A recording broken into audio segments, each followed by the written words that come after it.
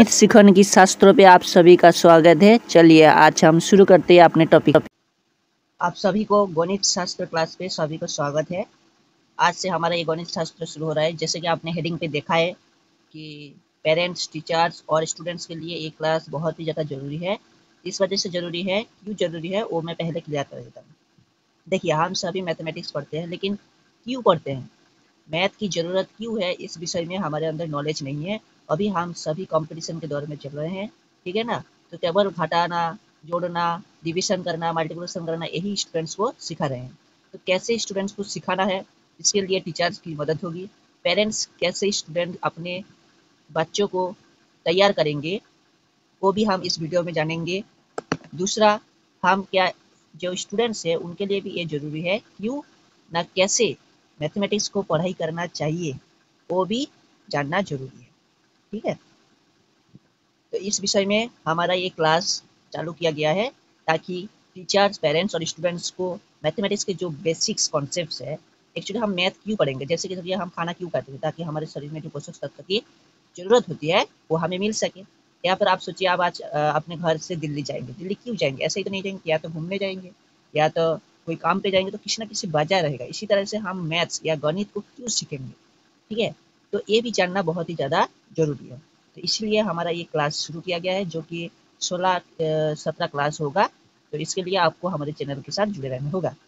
आप एक बार ये क्लास करने के बाद आपको ऑटोमेटिक समझ में आ जाएगा, क्योंकि ये क्लास इतनी ज़्यादा ज़रूरी क्यों है।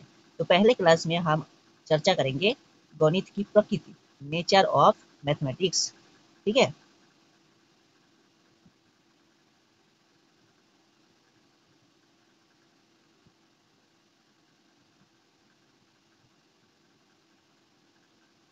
तो देखिए, ये गणित शिक्षण शास्त्र का पहला क्लास है।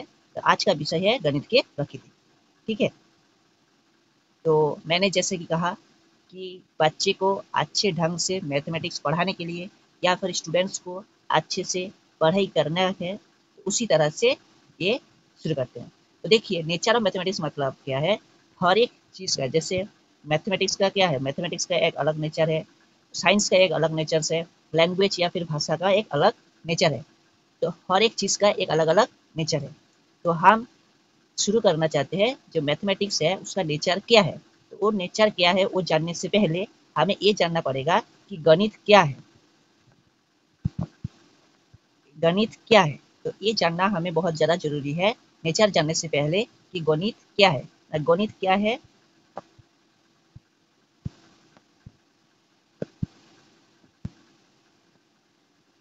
देखिए, गणित वो विज्ञान है जिसमें अंकों के साथ संक्रिया, विविध तरीकों की गणनाएं, आकारों एवं संरचनाओं का मापन, आंकड़ों का प्रबंधन एवं संख्या चारों के मध्य संबंध इत्यादि समाहित है।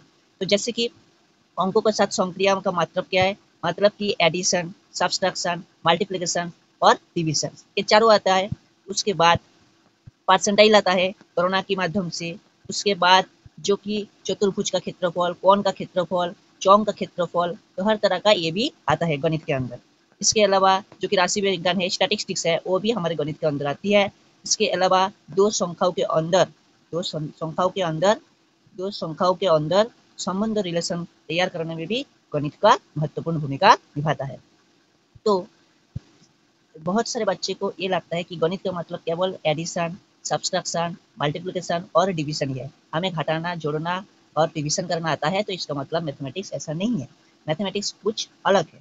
तो मैथमेटिक्स का मतलब क्या है ना, मैथमेटिक्स का मतलब ये है, जैसे कि राष्ट्रीय शिक्षा नीति 1986 में कहा गया है, गणित को बच्चे को तर्कपूर्ण सोचने, तर्क करने, विश्लेषण तथा अभिव्यक्ति करने हेतु प्रशिक्षित करने के साधन के रूप में दृष्टिगोचर किया जाना चाहिए। जैसे कि हम सभी टीचर्स को ये कहेंगे, पेरेंट्स को, गणित को बच्चे के गणित सीखने के बाद बच्चे को तर्क तर्क करने का जो कैपेबिलिटी है, तर्क करने का जो कैपेबिलिटी है, उसके अंदर इंक्रीजमेंट होना जरूरी है।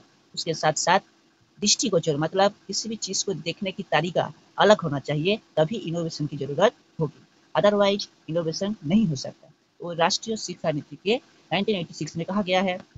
इसके अलावा अमेरिकन हेरिटेज डिक्शनरी 2000 में कहा गया, गणित में माप, गुण, मात्राओं और समूहों के संबंधों का अध्ययन, संख्याओं और प्रतीकों का उपयोग करना शामिल है, ताकि हमें ये दिखाना जरूरी है कि माप, गुण, मात्रा के जरिए कैसे अध्ययन करना चाहिए, कैसे उसको उपयोग करके हमें नई नई प्रॉब्लम की सॉल्व करना चाहिए। ठीक है, ऐसा नहीं है कि पहले भी हमने कहा है कि केवल स्टूडेंट्स को हम कैलकुलेशन करना सिखा दिए और फिर हम गणित सीखे, ऐसा नहीं है। उसके अंदर तर्क करने की, किसी भी सवाल पूछने की क्षमता तैयारी होना जरूरी है। ठीक है,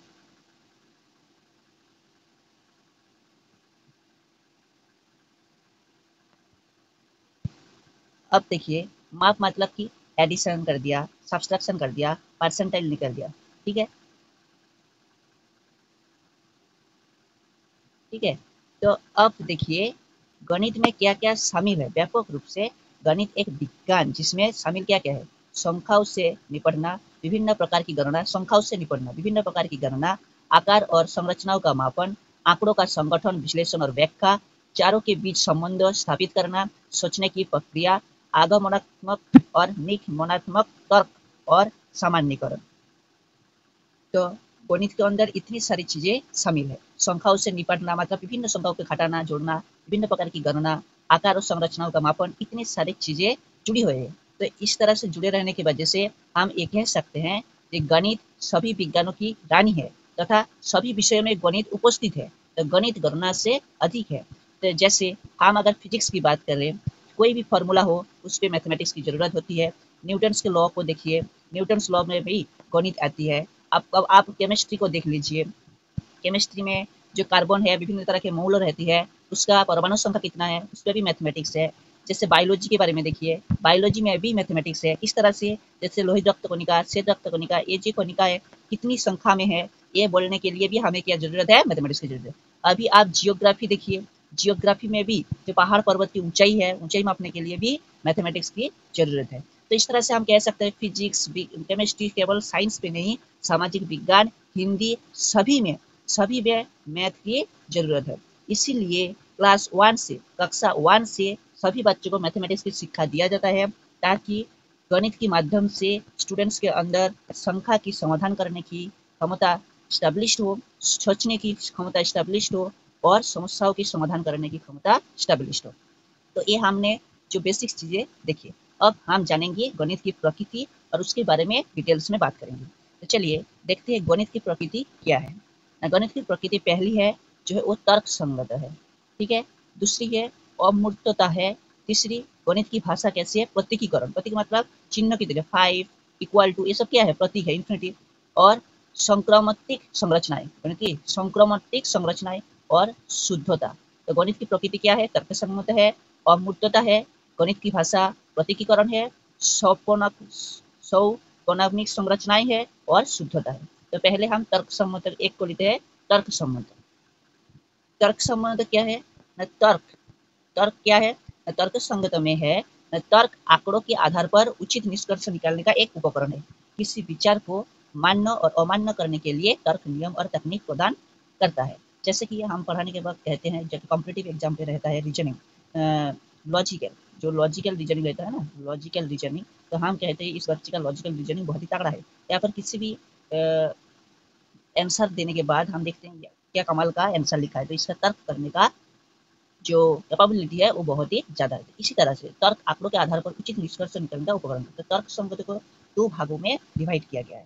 पहले है आगमनात्मक तर्क और दूसरा है निगमनात्मक तर्क। ठीक है ना, आगमनात्मक तर्क और निगमनात्मक तर्क। आगमनात्मक तर्क में क्या है ना, हम किसी बहुत सारे एग्जाम्पल्स लेते हैं, जैसे दिया हुआ है देखिए, आगमनात्मक तर्क एक विशिष्ट उदाहरण या मामले से शुरू होता है और सामान्यीकरण की ओर ले जाता है।